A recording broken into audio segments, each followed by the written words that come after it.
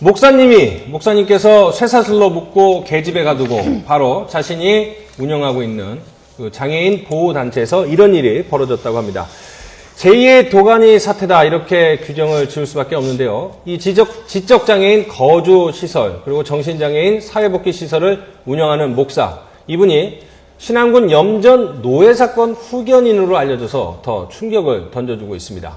자, 하루에 뭐 300차례 맞은 장애인도 있고 뭐 계집에도 가뒀다 하니까 상당히 잔혹한 그런 원장님이었다, 목사님이었다 이렇게 볼 수밖에 없네요. 굉장히 폭력적이었던 걸로 지금 고발이 되어 있거든요. 네. 그 장애인들을 발바닥을 수시로 때리고 네. 다른 장애인을 시켜서 몸 위에 올라타게 하고 뭐 이런 행동도 하고 네. 말씀하신 대로 하루에 300차례에 걸쳐서 때리기도 했다. 물론 이제 이 목사는 조금 축소해서 네. 자신의 혐의를 부인하고 있긴 해요. 네. 근데 그 부인하는 것도 조금은 황당한데 쇠사슬이 아니라 개줄로 묶었다. 네. 뭐 이런 얘기도 하고 있고 네. 회초리로 발바닥 뭐 몇 대 때리는 게 다다 이렇게 이제 자신의 혐의를 부인하고는 있는데 좀 더 문제의 조사는 계집이죠? 해봐야겠지만 네. 어쨌든 국가인권위가 이제 고발한 부분이기 때문에 네. 상당히 네. 혐의의 증거가 있는 것으로 보여지고요. 예. 실제로 참 개목걸이 네.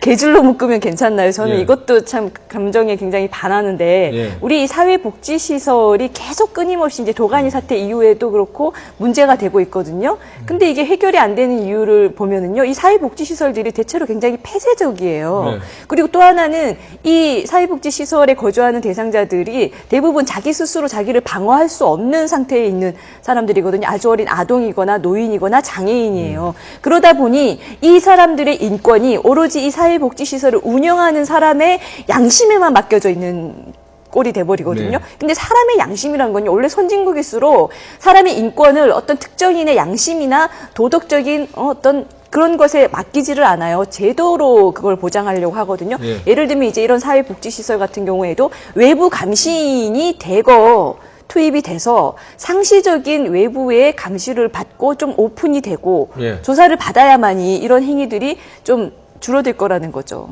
자, 근데 이런 사람들이 왜 그러면 사회복지시설을 운영하는 겁니까?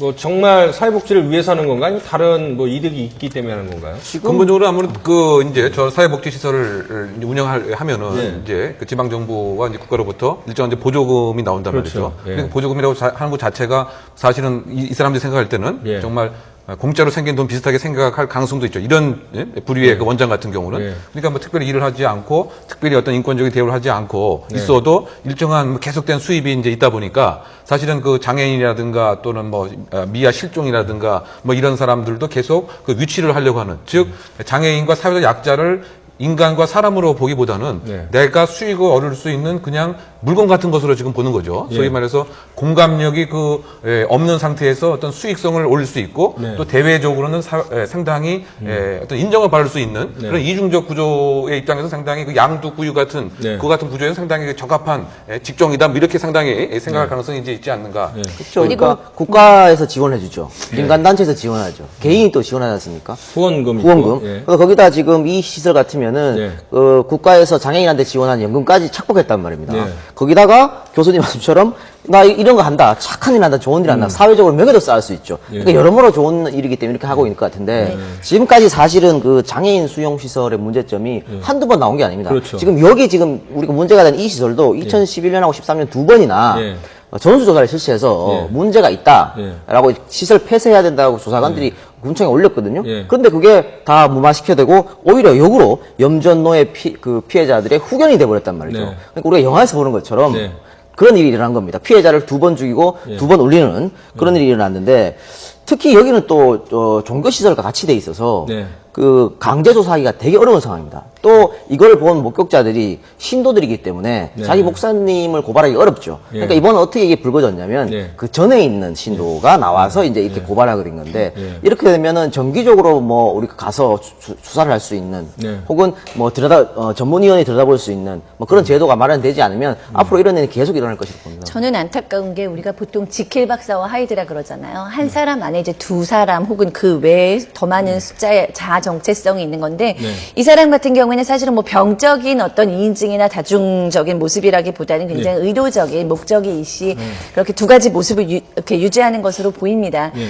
그런데 좀 안타까운 것이 사실 굉장히 좋은 사회복지사나 네. 또 목사님들도 많지요. 근데 네. 이렇게 사회복지사나 목사가 되기가 뭐 다른 공무원보다는 조금 다소 쉬울 수 있기 네. 때문에 이런 사람들이 그것을 타겟으로 놓고 의도적으로 악용하는 경우가 많다라는 것입니다. 그래서 잠재되어 있는 어떤 폭력성이나 공격성이나 뭐 이런 것을 표출하기 는 어렵지만 이렇게 숨겨진 섬이나 어떤 지적 장애우나 정신적 장애우들을 그 장애인들을 모아서 자기의 숨겨진 것은 그들이 있을 때만 표출을 하고 남들 앞에서는 굉장히 그 하이드 박사의 모습을 유지하는 이런 의도적 또는 병적 모습이 많이 발견됩니다. 자, 그러면 지금 뭐 개줄이 됐든 쇠사슬이 됐든 목으로 묶고 때리고 학대하고 이런 것들이 그 사람의 심리에는 그런 게 있을까요? 그 장애인이기 때문에 말도 제대로 못하고 의사표현도 못하기 때문에 좀 함부로 해도 드러나지 않을 것이다. 뭐 이런 심리도 좀 있지 않을까 싶네요. 물론이죠. 그러니까 내 안에 있는 어떤 공격성이나 폭력성이 있는 사람이 네. 이것이 남들이 보이지 않는 격리된 곳에서니까 더 이제 그것을 마음껏 하고 싶은 만큼 자기가 공격성을 표출할 수 있고 스트레스도 풀 수 있고요. 네. 그런데다가 여기에 대해서 제재가 없으니까 이게 더 심화되고 강화되는 것이죠. 네. 그렇기 때문에 본인의 어떤 니드지 그것이 그 사람을 위해서 지적 장애우를 위해서 정신적 장애우를 위해서 하는 행동은 전혀 아니라고 생각합니다. 맞습니다. 지금 앵커님 말씀하신 대로 어떤 행동을 억제하기 위해서는 어떤 비행과 잘못된 것이 반드시 알려진다. 네. 이것이 이 확실성이라고 하는 것이 있어야 될 것 같고요. 그 다음에 이제 어떤 비행을 했을 때 그 처벌되는 그 시간이 빨리 있어야 되거든요. 네. 근데 지금 복지의 하나의 그 사각지대 같은 입장에서 누가 어떤 뭐 관찰을 한다든가 감시를 한다든가 뭐 이런 것이 없는 상태고 더군다나 지금 수용되어 있는 소위 말해서 시설에 있는 사람들이 어떤 정상적인 이 의사 표현이라든가 이것이 상당 부분 한계가 있기 때문에 네. 내가 내 마음대로 할 수가 있고 또 뭐 일정한 위반 사항이 있어도 이것은 과도한 것이 아니고 내가 충분히 할 만한 것이다라고 스스로 정당화와 합리화를 하기 때문에 일말의 죄책감도 느끼지 않고 했을 가능성이 네. 상당 부분 있지 않는가. 그래서 지금 이 얘기에 의하면 네.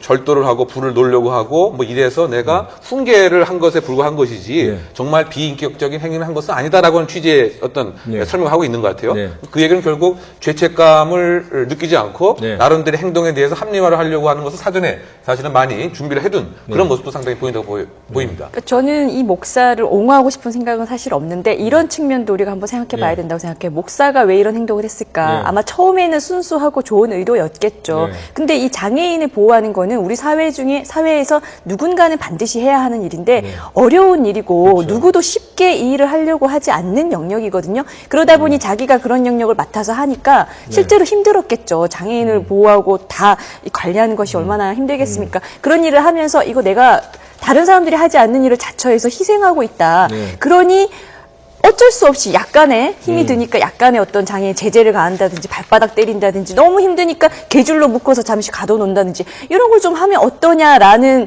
보상심리 내지는 그런 자기 합리화가 좀 있었을 거라는 생각도 드는데요. 그래서 결국 저는 이런 행위를 한 개개인의 잘못에 돌리는 차원을 좀 넘어서서 이 문제는 인권의 문제는 제도로 계속 보장해 나가야 되거든요. 그러니까 예를 들어 정말 이런 일을 하는 사람이라면 사전에 네. 이런 일을 하기에 적합한지 어떤 좀 검사도 해보고 또 교육도 철저히 시키고 계속 인성에 관한 문제를 교육시키고 저는 이 일을 하는 분들도 상담을 좀 받게 해드려야 된다고 생각해요. 그러니까 이 일을 하는 것 자체가 굉장히 정신적으로 힘들 거라는 거죠. 물론 본인이 명분과 소명감을 갖고 하지만 항상 좋을 수는 없을 거니까 근데 이런 문제들을 결국은 인권을 철저히 보호하기 위해서는 자꾸 제도를 마련하고 조치들을 만들어야 된다고 생각합니다. 근데 우리가 여기서 좀 짚어봐야 할 것이요. 이런 시설들이 지방에 많이 있지 않습니까? 아무래도. 그러니까 지방에서 많이 이런 문제점이 일어나는데, 여기서 생각할 게 뭐냐면, 그러면 공무원과의 결탁, 지역사회 문제점은 없냐고 봐야 되거든요.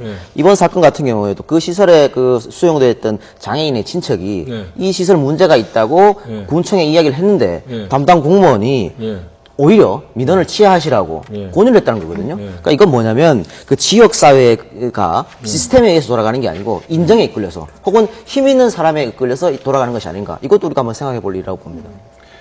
자, 해당 목사가 반론성 반박 회견을 했는데, 계집에 가서 자라 이런 말을 한 적은 없고, 실제로 계집에 데려간 적은 한 번 있다. 그리고 쇠사슬이 아닌 개줄로 묶어놓은 적은 있다. 이렇게 해명을 했는데 이게 해명인지는 잘 모르겠습니다. 혐의를 인정하는 건지 어쨌든 이런 식으로 해명, 반박성 내용을 보내왔네요. 자, 자, 다음 주제로 넘어가도록 하겠습니다.